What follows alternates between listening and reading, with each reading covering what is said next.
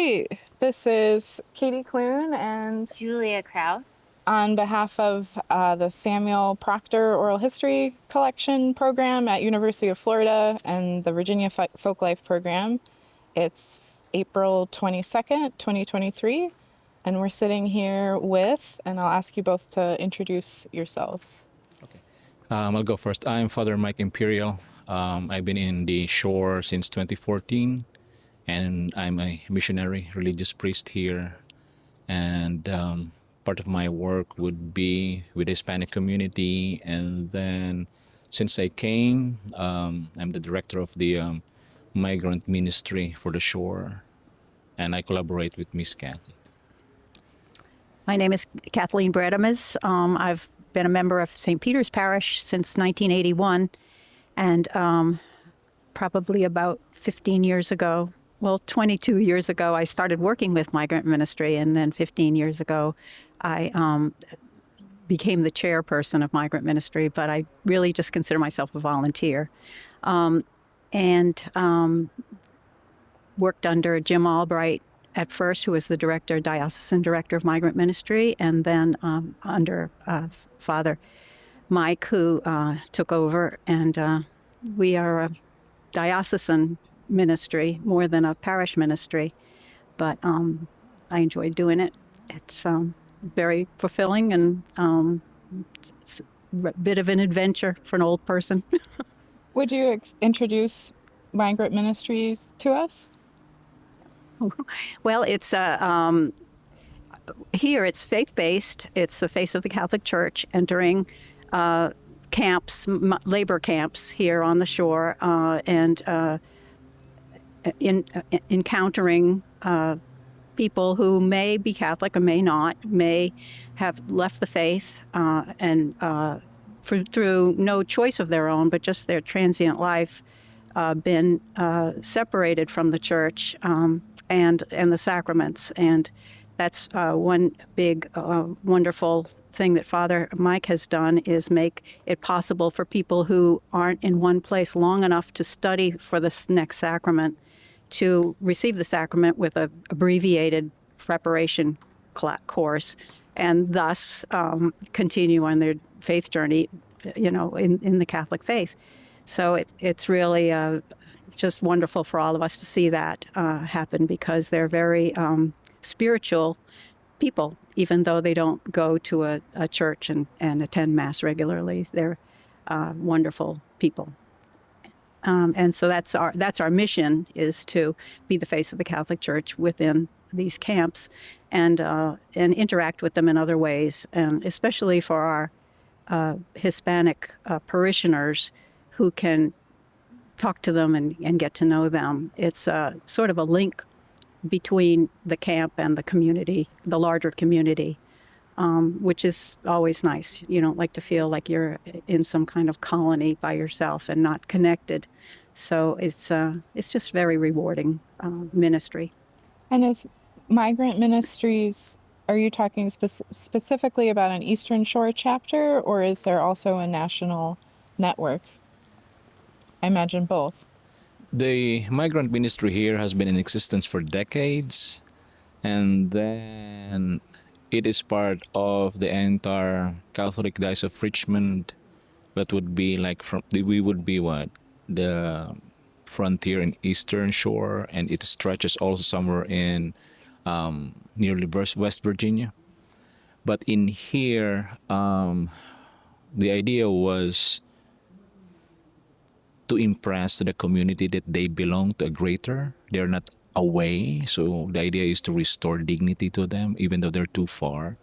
And second is, as Miss Cathy mentioned, the faith dimension of it, but we try to uplift also the holistic aspect of it. So we would also say more about that. We would always have that opportunity to provide for their needs, be it food, be it clothing, be it health. Miss Cathy would be shuttling them from the camps to the medical centers, that sort of thing. We would bring teams, football players local, to play with them. We would have a highlight of those wherein we would invite the church authority. For the Catholics would be the bishop to celebrate the mass there and for those folks to receive the sacraments, but it's not in the church. It's under the trees in those fields. So we would invite people from different. So it's more like recognizing that they are part of the greater community. They are part of the church. And when we find also non-Catholics, then it opens also a door for ecumenism. We would invite Episcopalians, Baptist ministers. We would always say, hey, Pastor, we got your people here, come up. And we would provide a joint liturgy of it. So it opens a dynamic engagement. It becomes not unidirectional, but it becomes an boundless opportunities of collaboration, of being community, of building communities. So for me, working for many, many years for the advocacy of the farm workers, workers in the cities, all those grassroots communities that we call, I enjoy going there, listening to their stories. And it evolved because we think they're all Mexicans. There are also Haitians population. So we also provide liturgical services, Spanish and Haitian Creole, that sort of thing. And we might be thinking that they are only those. We would also find along the way, discover people coming from the cities.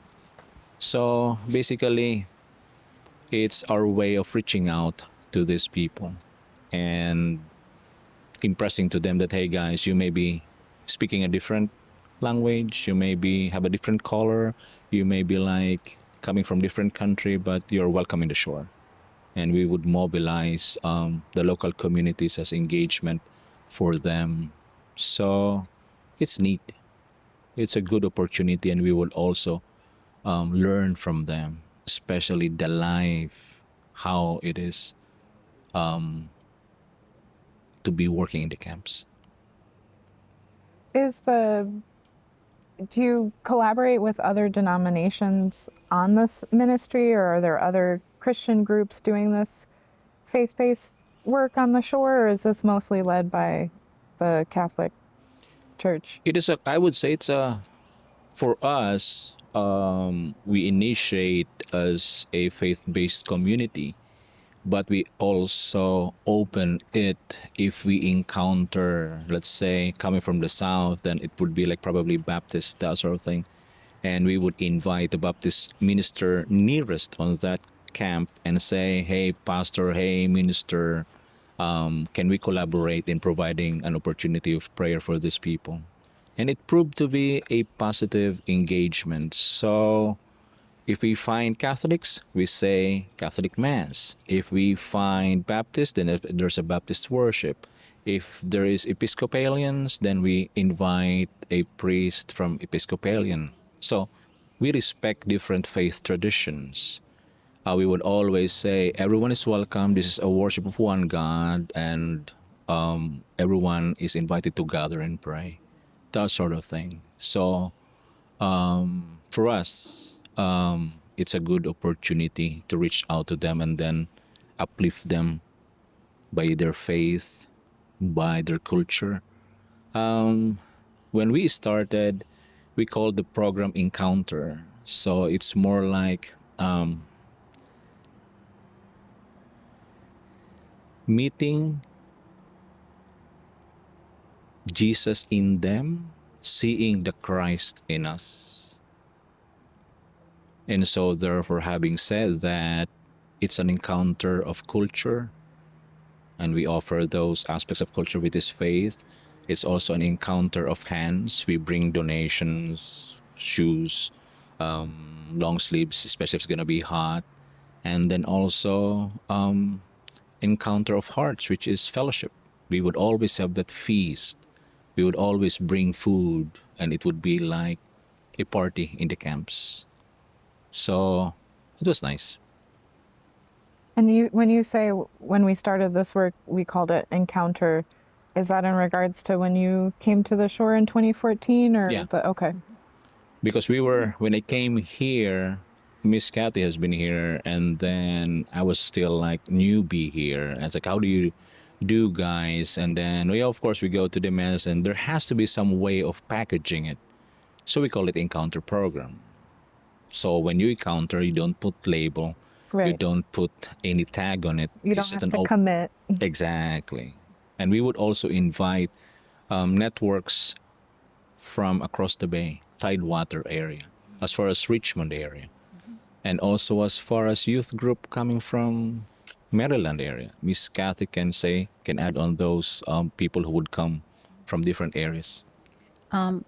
Yeah, there's a Baptist fellowship here on the shore that's quite active in the camps. They used to have a meal every Wednesday in this one particular camp. Some of the camps are small. They're like 40 people, and you can do that. When you get into a camp where there are hundreds, it becomes financially and technically impossible. But on the smaller camps, and they were very active, and also as Father said, he has invited ministers to come celebrate Mass. Episcopalian minister from across the bay came and twice now has concelebrated Mass. And if you're Episcopalian, you receive from him, and if you're Catholic, you receive from Father. It's very nice. Is that pretty unusual? I don't know. That man comes from a church that is Catholic and Episcopal, a combined church. And so they have two different Masses, but they're so similar that it isn't awkward or anything. It's pretty very, very similar. But Father Sean. right. Oh, yeah, thank you for getting me back on track. Yes, there's several groups that come. Father Sean from Our Lady of Sorrows, I think it's near Bowie, Maryland, comes. He's come for maybe 4 years now, and I expect that he'll be in touch soon. And they come, and he comes with a group of teenagers, and from his parish, and they glean in the fields, and then they distribute what they've gleaned at one of the camps. It's usually potatoes, but we've also gleaned peaches and corn, but it's almost usually potatoes anyway, which is a good lesson in what the workers are experiencing out in the hot sun. And so you're out there for an hour and a half or 2 hours, and it's quite hot. And then you see the benefits of what you've gleaned when you can distribute it to people. And then they have a Mass in the camp. Father Sean celebrates Mass in a camp that we choose based on where we think the workers will be at that particular time. And that's the probably the frustrating part of migrant ministry, but also it makes you a little bit more resourceful, that you don't know whether the people are going to be in the camp when you get there for Mass or not. Last night we had a Mass that was scheduled for 6, and I guess it was close to 7 before people started arriving in from Walmart. We're in competition with Walmart on some days because they only get a certain amount of time to shop, and so but that's been the nature of migrant ministry, is that you go out and you just do your best, and it's the opportunity that you present. And if nobody shows up and it's dark and you didn't bring lights or anything, then you go, but you've offered the opportunity, and that's really all you can do in some cases. But there's also groups from across the bay. Sacred Heart sends a youth group every single year. They do gleaning in the morning, distributing the produce, and then they do a backpack, book bag. They have a big drive at their church, and they distribute those at one of the predominantly Hispanic neighborhoods. And those people wait for this day when these 50, 60 book bags show up. So, and then we have another group that it's called the Missioners of Christ. It's I think it might be ecumenical, but they do come with a priest and do a Mass. They were based in Christ the King across the bay, but now I don't know that they are still based there. But and then there are other groups that come on sort of spur of the moment. We're not used to having them come, but they do. And there's a group coming, an Episcopal group coming. So we'll get Father Mario engaged from the Episcopal Church to come and celebrate Mass with Father. And they're coming in June, so this year. And Kathy, are you born and raised on the Eastern Shore? How long have you been here? I was born and raised in Massachusetts, Oh, and we okay. came in 1981 because my husband works in the clam industry. He worked for Howard Johnson's at the time, and they were sending him here to do quality control work in the plants. And then when he left Howard Johnson's, somebody down here that knew him asked him to come to clam country. I didn't even know what state we were going to. But I didn't know this was called Clam Country. I think that was my husband's name for it. It could be Rhode Island, could be New Jersey, could be Virginia. How have you seen the shore change? No, oh my since goodness. Well, we have more traffic lights. We have a Walmart. I guess the population has pretty much stayed the same, but the schools are new. They tore down the old ones as they built the new ones. But there's been change, but it's a slow progress. And I don't think I regret the change, but I also was very satisfied with what the shore offered. It was just a nice, quiet, slow-paced place. And if you come, even if you were born yesterday in another place and you come here, you're come here, and you're come here. We've been here for 40-something years. We're still come heres. You know, they'll say, that's not a shore name when I tell them who I am. But And what motivated you to get involved with Migrant Ministry? well, I was on the fringes of it because the nuns that were here or in the early days would have a fiesta at the end of the year, and but they had the fiesta in a set place. It would either be here at church or at one of the schools in the cafeteria. And the people that came were parishioners because the camp in those days, 20 years ago, very few people in the camps had vehicles. They were dependent on the bus, the company bus, to get them to the fields and back, and then out to shopping or to the laundromat or whatever. So Jim Albright said, well, this is silly. We're having a fiesta for the parish instead of the people in the camps, which it was meant to be. So then we took the show on the road. We packed up everything and would announce that we were coming on such and such a day for a fiesta. And we would arrive and have food and raffles and, you know, just little things like that once each year. And invite whatever priests could come and celebrate Mass. It always started with a Mass, and then we had the little fiesta with piñatas and everything afterwards. And then my daughter, Jim Albright, who was the director at the time, put out a notice that he needed an intern, and she was studying Spanish at UVA, so she applied and got the job. I'm not saying she got it because of me, but I don't think it probably had something to do with it.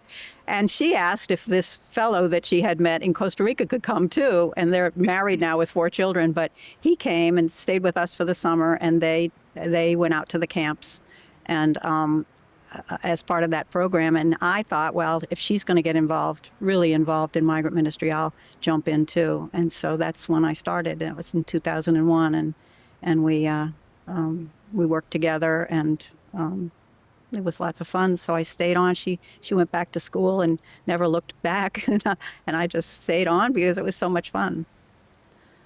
And would either of you or both of you give us an overview of the migrant community on the shore? You know, what countries are people coming from, and also what kind of farms are they working at? So we would always encounter that why you help undocumented people, right?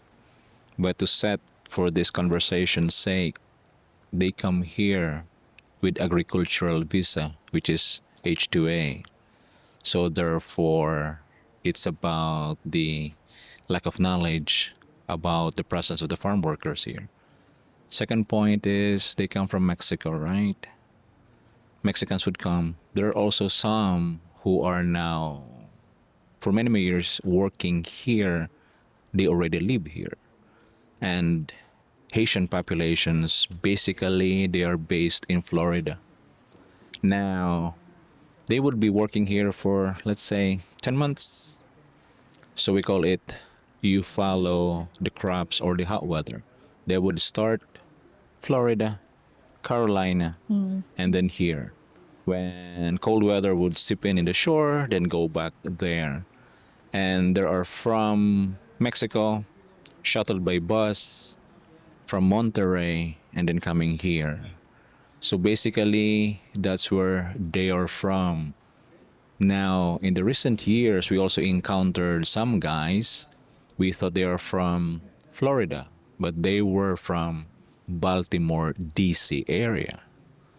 So now it changed the landscape of the definition of migrant farm workers, because there are also like local African American or even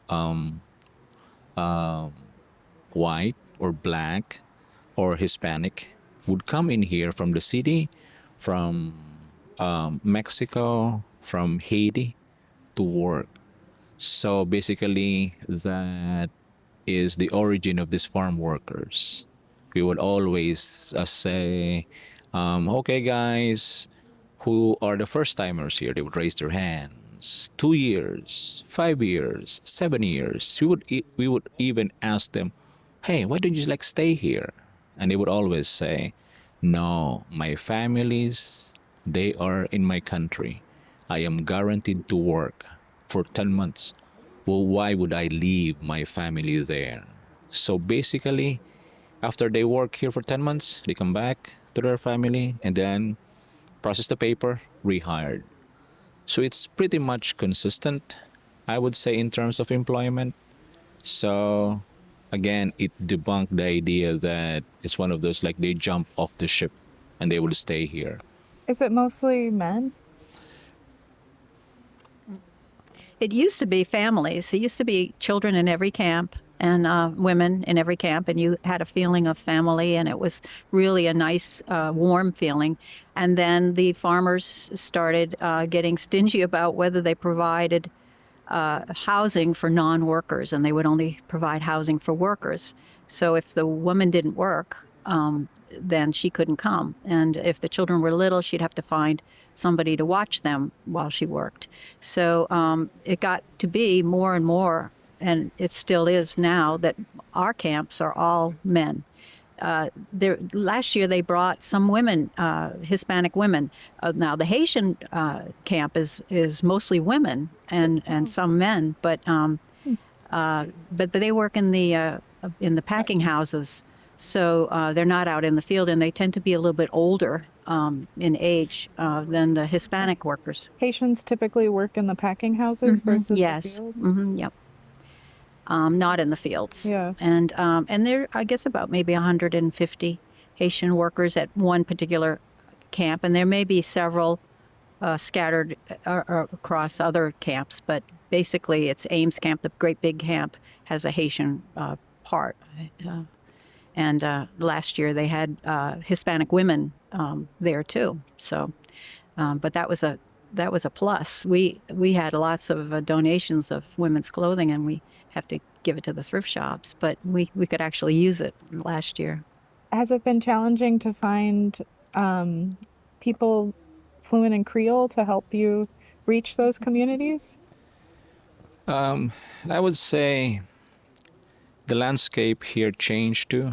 It used to be mostly Mexican. Now there's a growing population of Haitians. So like our point person for the Haitian Creole community would be Miss Monique. She's from Europe. She speaks French. Oh. So she would be the translator.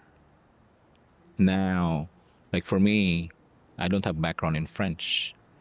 So, but I have to learn it to be able to say the mass in French, to communicate at least conversational. So what I would do is go to the camps and ask the ladies, teach me how to read it, how to say it. Before I came here like, we, typical, yeah, that yes thing. But later on, I was thinking like, you might be telling like, the guy would be, you introduce yourself, you're the priest. And then maybe the guy would be saying like, darn priest. And then you said, oui, like, he said, yes. So it's one of those anecdotal thing, but again, I would say it's not so much on what you give to them as we would always think. There are a lot that we can learn from them. They have so much to give to us to improve our understanding of philosophy of life, of our ministry as a church, or probably for the kids, greater appreciation of what you have than coming and then seeing their lives. There was one story, we call them migrants, right? Migrant farm workers. And then there was one Haitian guy who said, "We're mad at you, mon pied." I said, "Oh, what did I do now? You call me migrant. I'm not migrant."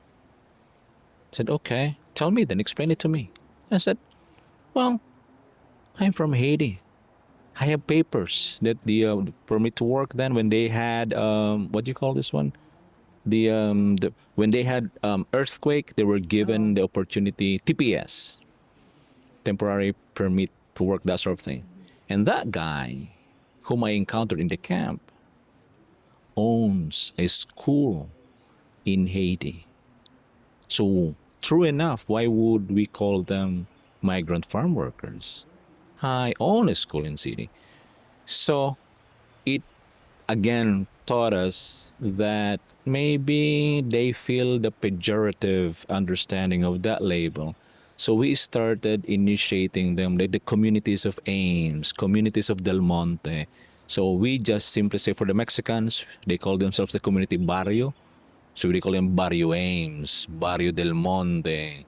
So we learn from them day by day, and we never viewed it as one traffic. You need us, this is what you need. We would always be seeking wisdom and guidance from them. As we would always say in our way of the church, is we walk with them. We never tell them like this is how you walk, but we accompany them in their lives, and along the way we learn from them. So that's how pretty much our experience with them. We never see them as, clients. We are the benefactors and they are the recipients. No, it doesn't work that way. And also I would like also to point an important note in relation to yesterday. Ministry of the moment. You don't go there and say, we're going to have a mass 1 p.m. No one would be there. We would always have that concept like, oh, I have to be home 6 p.m. because, this is only the space that I can give. But you listen to them. So we waited an hour and a half, and then we started with 4.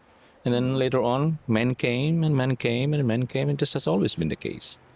So we learn from them that it's not our time, it's their time, the time of the people whom we serve.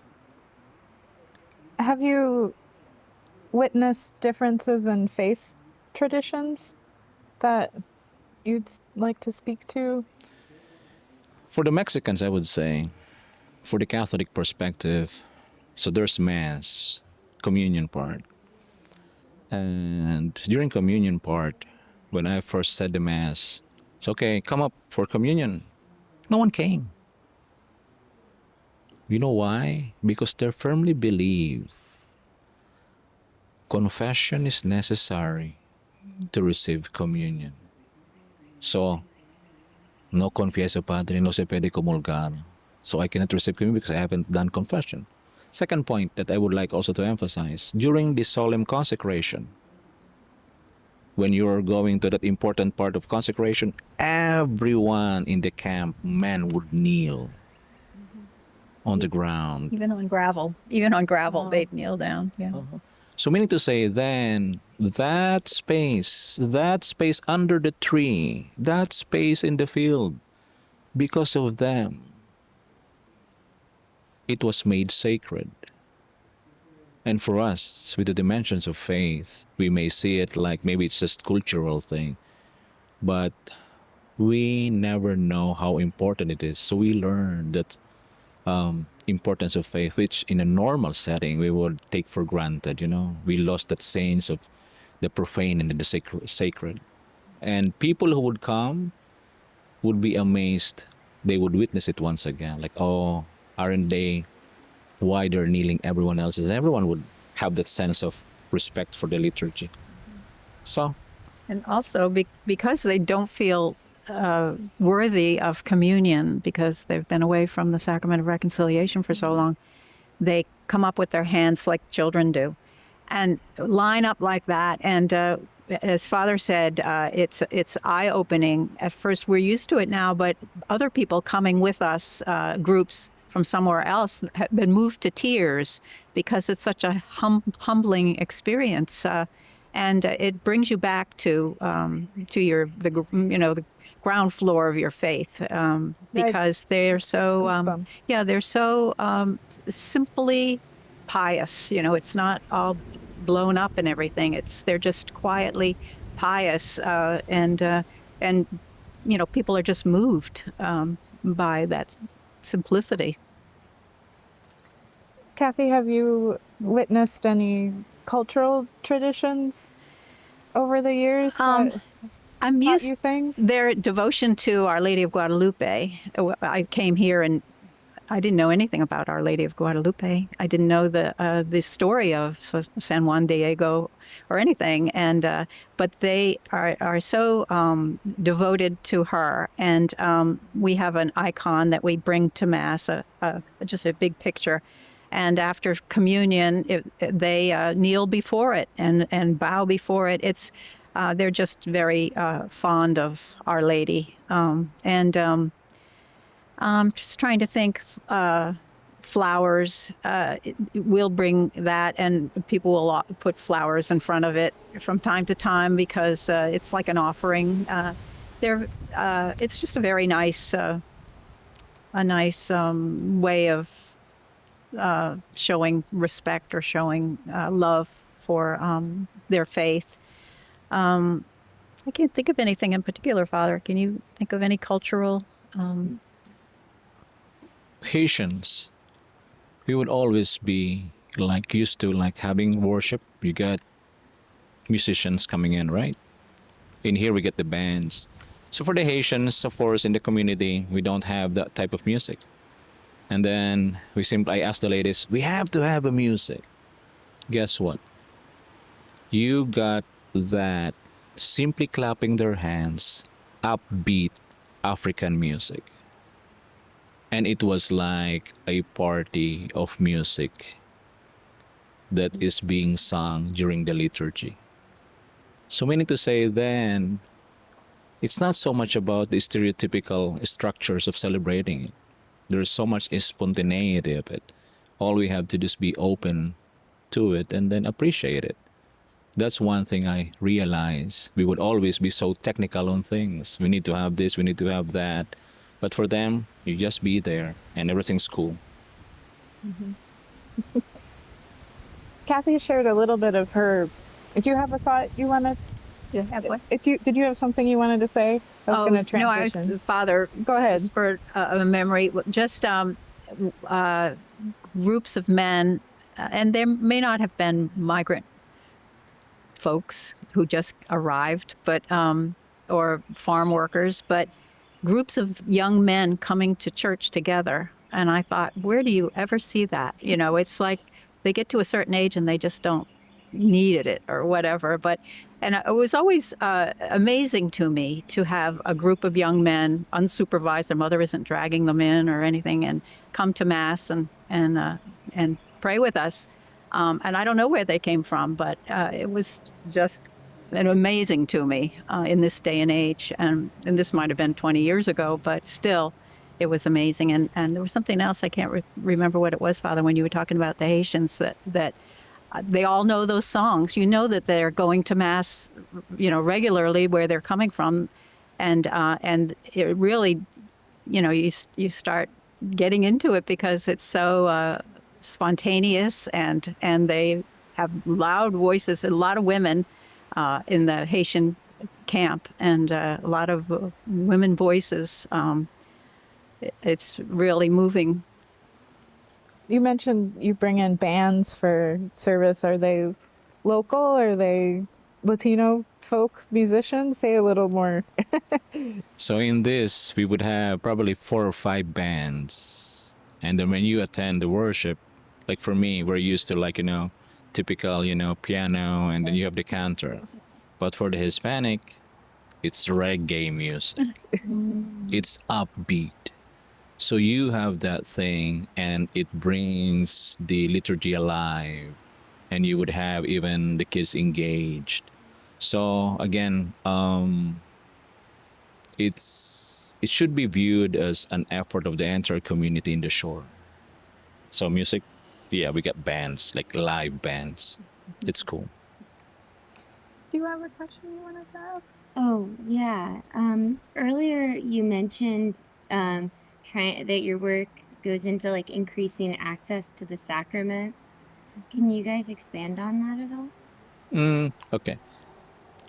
Technically speaking, in a normal setting, the training to receive sacraments would be like, let's say, a kid who like received First Holy Communion would be like 10 months of preparation, like normal catechism or like Sunday school thing.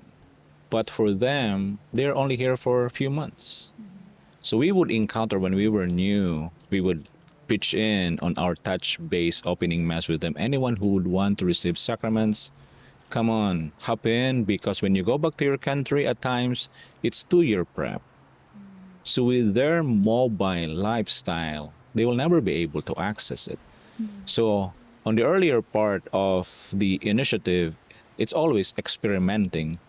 Grown men came up. So if they would be here for 3 months, 2 months of catechism, and we're cool with it. So in a way, we tailored cut it. It's more like listening to the condition that you are serving.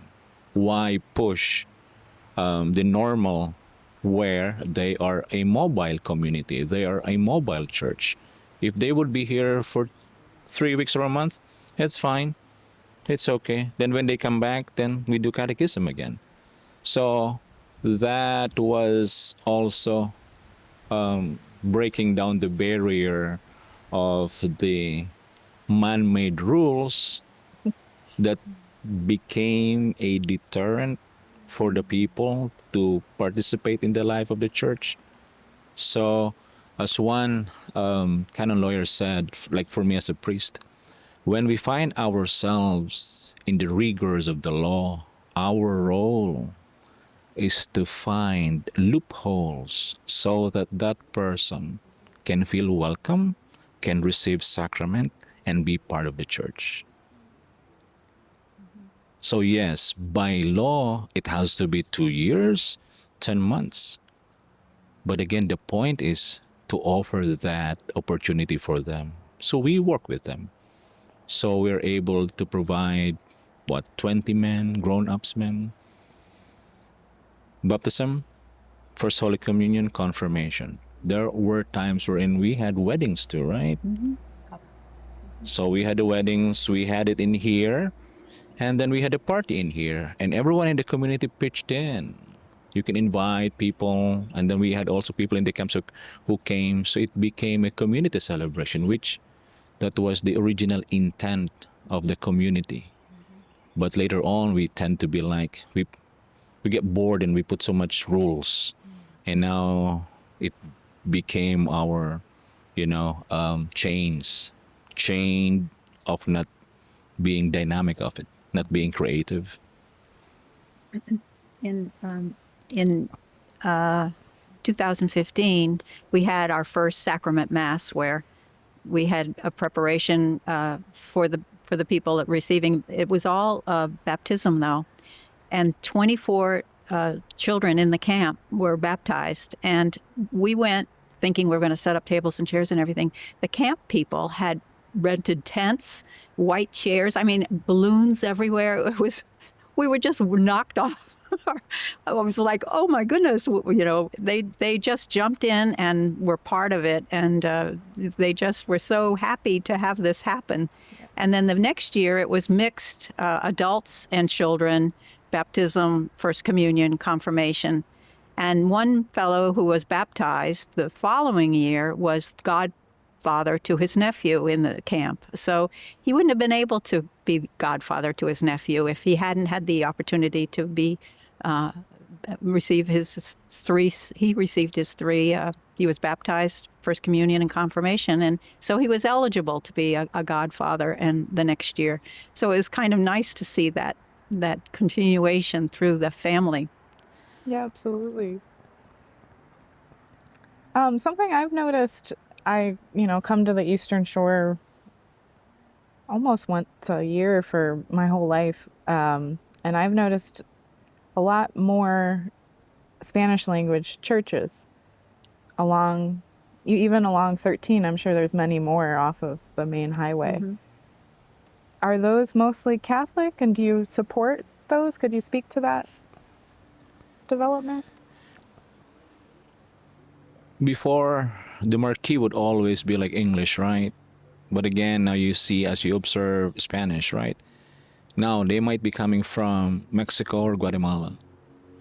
But they may be previously Catholic, or they belong to a evangelical church there, and then they just continued here.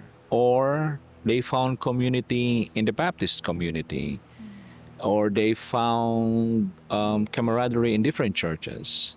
But in the shore, it would be like one family. So I would see them, and they would always be like, oh, I used to be Catholic, but now I belong to that church. And it's like, that's cool. At least you go back to your church. You have the community thing. But it is a recent development. But again, I would say, on the part of Catholics, it's supposed to be like a chip on your shoulder, wherein you cannot be so monolithic. You have to adopt. Like for the clergy, for us, you have to be minimum bilingual. Advisable, trilingual. But again, there are people who are just so set in their ways that, no, I don't want to go there because it's predominantly Hispanic, so I cannot serve. But again, it's not so much about the skill set. It's about the openness to it. It's about the openness of the mind and the heart. I never spoke Spanish. I never encountered Haitian Creole. It's when I came here, I have to do it. So what do? I was assigned in Chincoteague. It's all American retirement community. So when they gave me the job,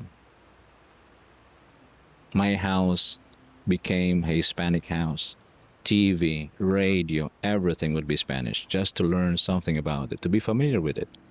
And then I made an effort to go to Mexico, in a place wherein nobody speaks English, and then integrate there.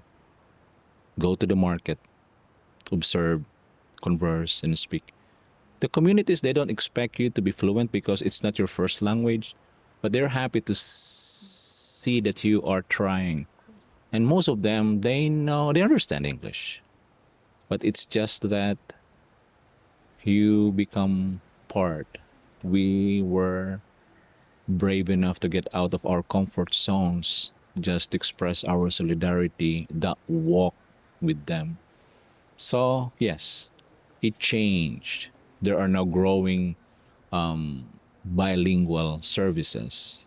And for me, it's cool. Because if I see a Baptist community or whole Hispanics, if the pastor of that church is bilingual, come here. We're going to have a nice ecumenical service supporting their faith on that. So it's again, Pope Francis would say, our role in understanding of faith and evangelization, we're supposed to be creative, innovative, and we should always go out of our comfort zones to be able to meet where they are. So it's just the way it is. Welcome to the 21st or 22nd century. Can you speak to the broader understanding of this community by native Eastern Shorers? I've heard both sides of it. I have a good friend who's a native here. She and her 5 sisters were born and raised here, and probably generations before. And her son is in construction, and his workers are Hispanic for the most part. So she has an appreciation of their hard work and their skills, and so she's made a good transition. But I've heard other people, that are stuck in their ways, and they don't appreciate that they're growing themselves. They're growing themselves by getting to know people and getting to observe somebody who's not exactly the same as they are. But I would say the shore, those native folks who are older are very clannish. They look at me funny. And I was at an auction and used my name. They weren't doing numbers. It was just you'd call out your name if you bid on something and won it. And I yelled out Bredimus, and he said, "What was that?" And I said, "Bredimus." And he said, made a general announcement, "Everybody with funny sounding names come up forward." because people would say, "Well, that's not a shore name," and then you'd be talking to each other. So it was very clannish 20 years ago or 40 years ago when we came here. And I think people are getting a little more cosmopolitan about things. But and there are more and more come-heres. I mean, people are coming to the shore for the things that the shore can offer, which is pretty much a lovely place to live quietly and avoid the hubbub of the metropolitan areas. So I think it'll get better and better as far as people being accepting. But I would say there is a difference, personal, from one person to the other, of how they view the influx of people who don't exactly look like them and don't speak their language. I think there's a lot of we got to grow a lot more too. And it doesn't seem like there's a lot of opportunities for communities to mix and come together. Right. Here. Yeah. And the Hispanic folks are working their way up, and we, the older folks, and let's face it, the Eastern Shore is a retirement place. People come here to retire, and they're older and they've made it, and so you don't live next to Hispanic people very often. Give those folks 20 years and they'll be in the nicest neighborhoods we have, because they are so determined to make a go of it and to grab the opportunity that they've been given. I know we sold a rental property recently to a parishioner here, and right off the bat, he put a second bathroom in. And my husband said, "Well, he just doubled the value of the house." We didn't have the means to do that, but he did, and he did it. And he did it with his own two hands. He knew how to do it. He was framing homes across the bay, making a good salary, and he knew how to do it. And he put a bathroom in, then he laid all the vinyl flooring throughout. And then he said, I took one of those outbuildings, and it's where he's in the one of the choros at church. He's practicing in this, and he has windows in it now. It was just a big garage that they housed a camper in. So it has high ceilings, great acoustics. He's made the property worth twice as much as it was when we sold it to him. So he's a go-getter. All power to him. He's got it. What kind of work do people transition to if they stay?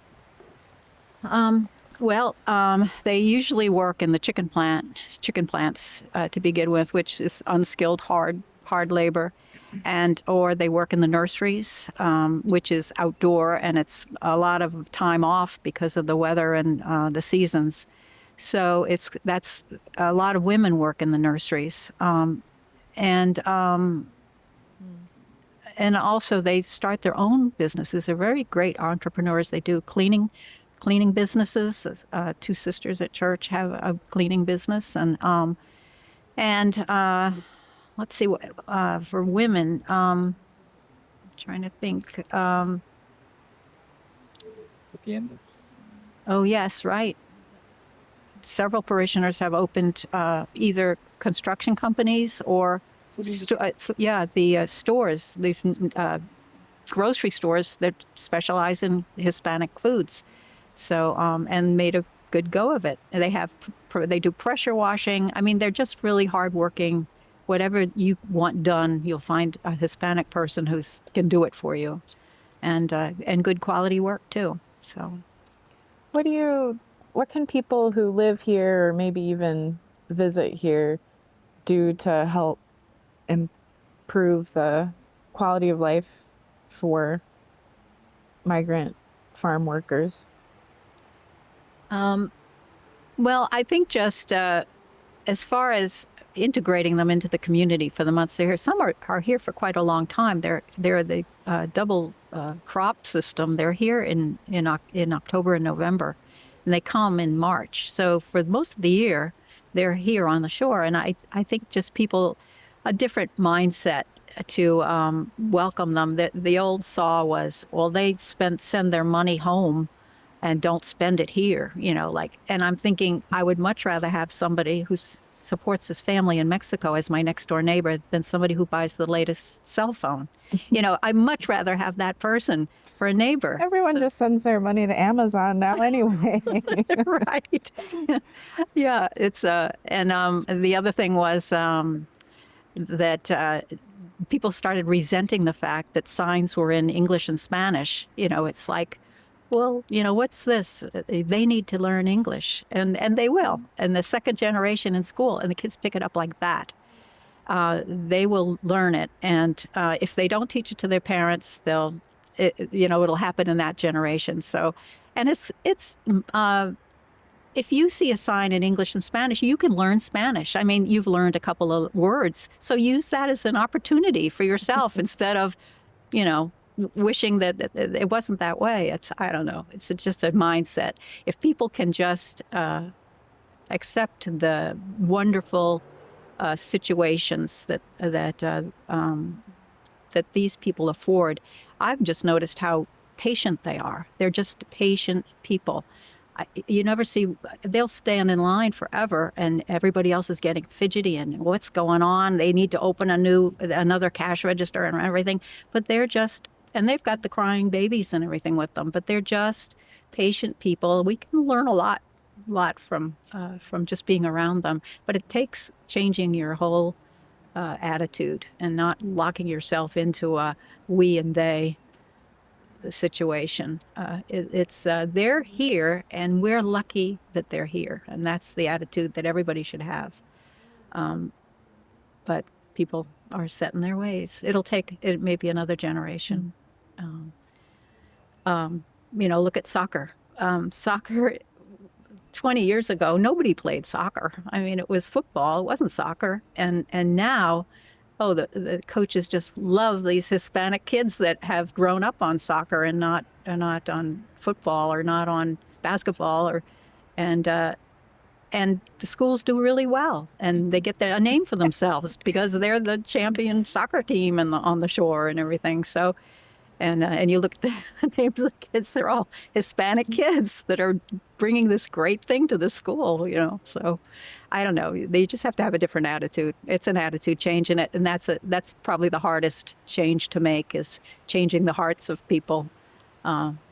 Praying for conversion, but. A footnote on that, there's along 13th, there's Church of Rock. It's Rock Church. A rock church. Mm-hmm. Is that the one super close to the highway? Yeah. Yeah, I know So- that. So now, Pastor Knowles is the pastor there, and he coaches soccer. And I would always meet him in different occasions, and he would always say, I thank you for those Hispanics. I got a good team. Now, if that kid would have some special liturgy in here, confirmation, weddings, and whatever, Pastor Knowles would come. And I would always recognize Pastor Knowles like, hey guys, I would like also to welcome Pastor Knowles who's with us on this occasion. He's the coach of Anderson. Again, it's not so much about what you speak, but again, it's the soccer. So I would say, as Miss Cathy would say, it's the openness. And I totally understand they're not used to it. Like I would also feel like they call me like, oh, you're a Hispanic lover. Like you would always like put preferential options with the Hispanics. Like why you work with the Hispanics, that sort of thing. But again, it's not so much about who you serve with. It's about the community. It's now you got Haitians.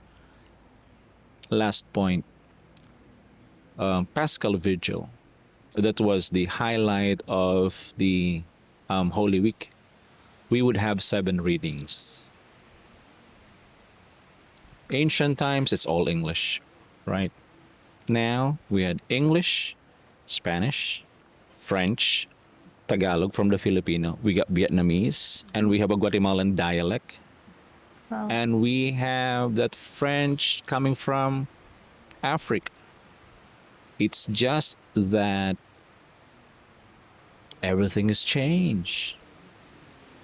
And that was at this church? Yes, this church. When was it? That is so 2 weeks cool. ago, yeah. So we have that different people representing, reading with their languages.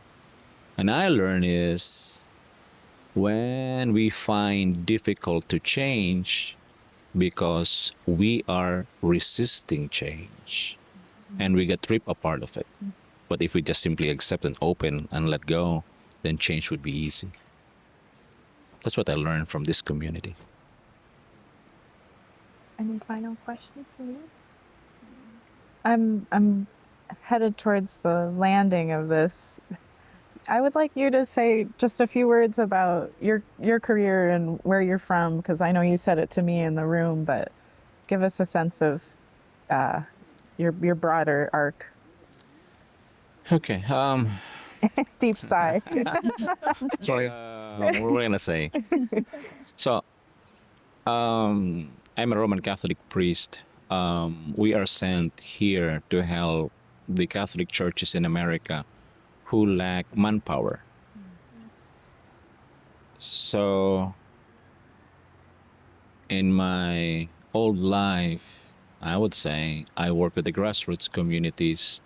The church in our country is immersed in the community, and we are part of the shaping of society. Not that like here you don't talk about politics. In the Philippines? Oh, in the Philippines. So we have a different ways of doing it. We have a different ways of giving witnessing of it. And we have, we even like practice like you stand for justice. You work for peace. There will never be peace without social justice. It's just the way it is. So coming from that background, I extensively working in the grassroots communities and advocacies for different, and also working. I would call myself I'm a cultural worker. So I was immersed with the aspect of arts, poetry, and folk music, protest music, that sort of thing. So coming back to the church was involved in those aspects of it.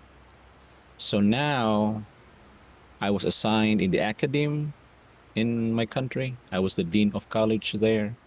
And of course, after many, many years, you get tired of it. So I told my bishop, just give me a tiny church and I'll be happy. So send me wherever. I'm just done checking papers and then waking up. What would I teach, So coming from that, the bishop gave me a paper, like a Manila paper. I said, oh, it was in the middle of the semester, so I got a bunch of papers to check, oral exams, that sort of thing. And then the bishop said, where's my paper? And I was like, oh, okay. I opened it. I said, where did I put it? Maybe I shred it. So I look at it. It was an application for visa here in U.S. And I thought like, I never applied for U.S. I just want a tiny church, So I returned it back to the bishop. Say, Bishop, I think you've given me the wrong paper, right? So I said, here it is. He said, no, that's for you. I said, no, I'm fine. I don't plan to go abroad. I said, like, oh, okay. I said, is that a good thing? He said, well, you're going to teach again for the next 10 years. I said, So I took it back. Henceforward, I'm here. But what sustained me of continued work has been the texture of the shore. If I would be assigned in New York, if I would be assigned in a hoity-toity parish, I would never last for 6 months. I would be so bored. I would be like This is like, you know, I would be in gulag. I would be in exile, you know. But engage in the community, working with the community. Like when I was in the island in Shinkatig, You were aside, bored. we put floors to the elderly, put porch, anything that would engage the community to help those who are kind of like disadvantaged because of mobility or whatever circumstances it was. So just imagine I would be in the St. Patrick's Cathedral. I would have a crisis probably. Because like day by day, it's just like, oh, it's all building. There's no creativity, you know. But again, being in the shore, I love it in here. You can do more. You can be innovative. You can be creative. And you have the people around who are open to work with you. So And it seems that you get regular confirmation of the value of the work here. it is. Because I told my bishop, because for the priest, we have the vow of obedience, right? So I would always say, it depends. That's why the bishop would always say, are you happy there? So then I think I'm fine. So I'll stand a year, in a year. And I encountered like Miss Cathy with the farm workers. I considered her as my mentor because I have no idea of it. So it's been a good, I would say it's a good gig of learning. I'm too casual. I'm not your typical priest. Yeah. So that's it. I mean, that's the way it is. Kathy, do you have any closing thoughts to share?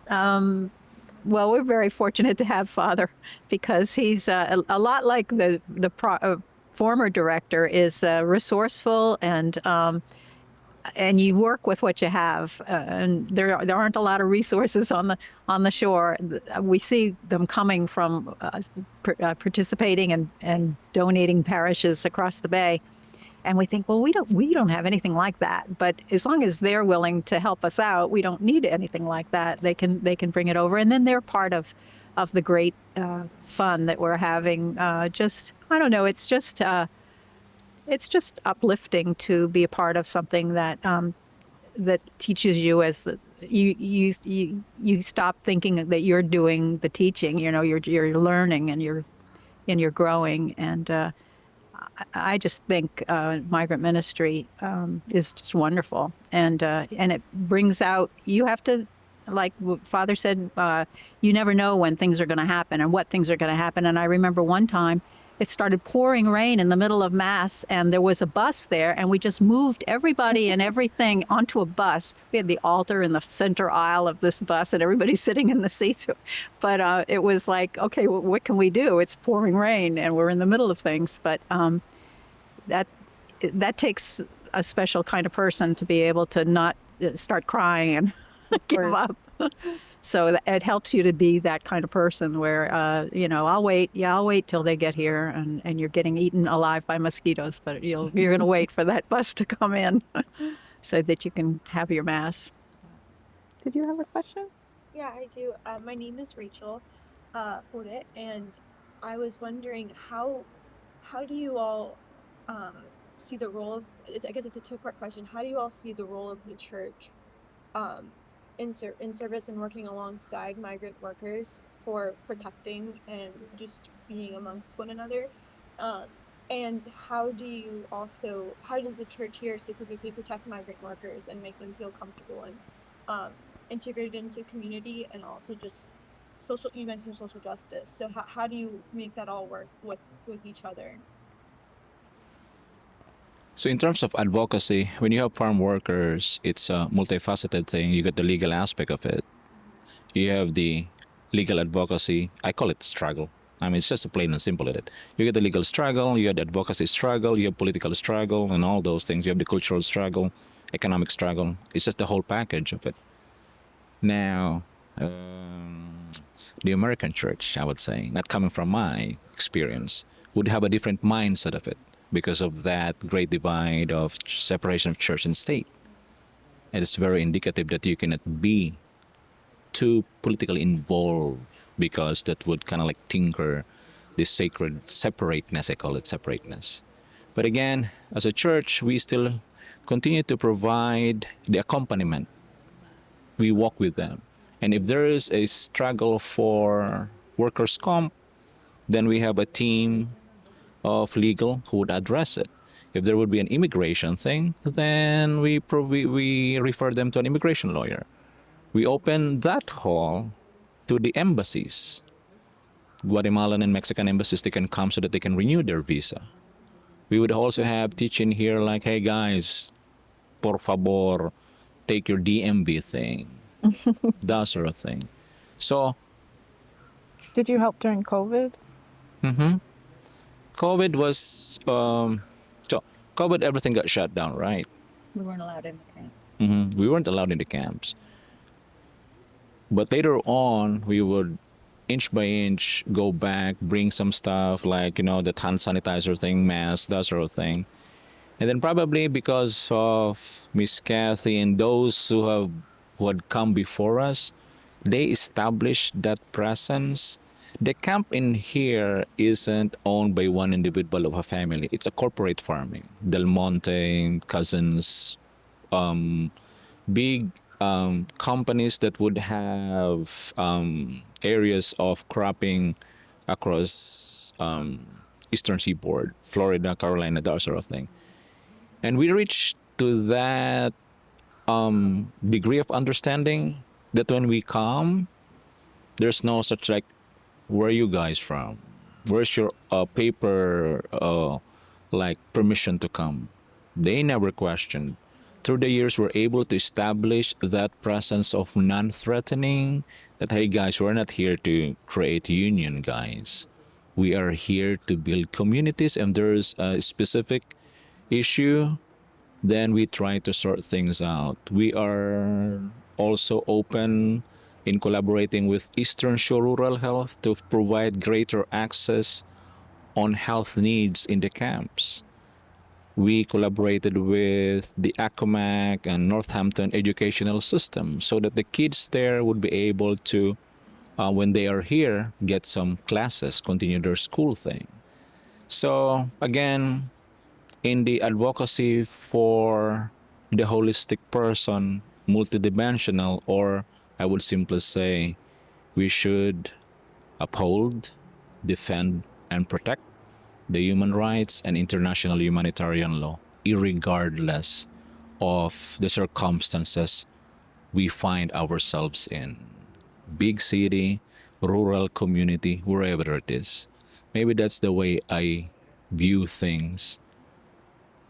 I remember one time, Dom Helder Kamara would say, if you have a hungry stomach, how can you pray well? If you are separated from your child, how can you pray well? If you don't have food and sense of dignity at home, how can you pray well? And I think that has been my working principle in a way, in terms of the advocacy of it. But still, I am not a citizen, so you still have to like, shh, Michael. My mom would always say while he was still alive, oh, you've been there for 5 years and you haven't been deported.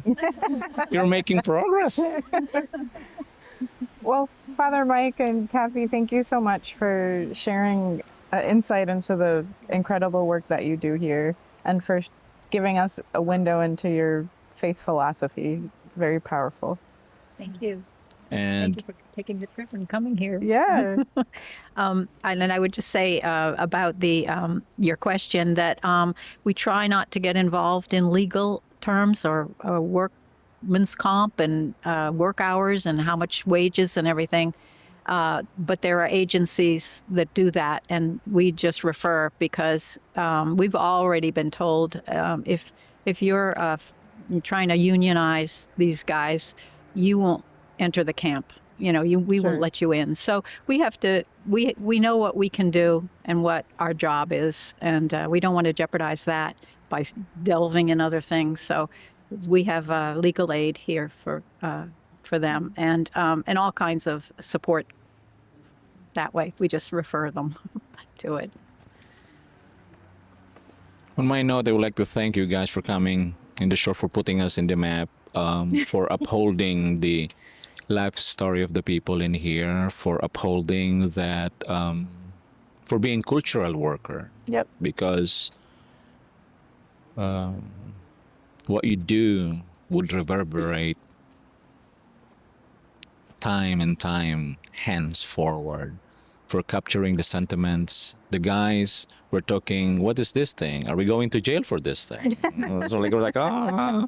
And it's like, no, guys, we're helping the future generation, the scholars, the students, probably lawmakers, to learn and understand about life. So it's like, if you go to jail, And we're gonna be going. But I assure you, it's not a security risk. their story is part of the Eastern Shore story. Exactly, that's the point. So again, I'm happy that you guys can come, and then I'm happy to collaborate. And for me, Wonderful. it's nice to capture in time, through this conversation, what was the life 2023 for the people that would be 2050, 2080? After Who we're knows? gone. Exactly. So thank you for the effort. Thank you for the time. Thank you for what you do. Thank you for your efforts in educating the people, raising the social awareness of the people about the life of the people. Thank you.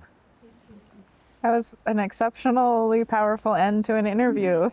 Thank you. Thank you. Thank you. And I interview a lot of people and don't usually get a thanks like that. So I'm going to remember it.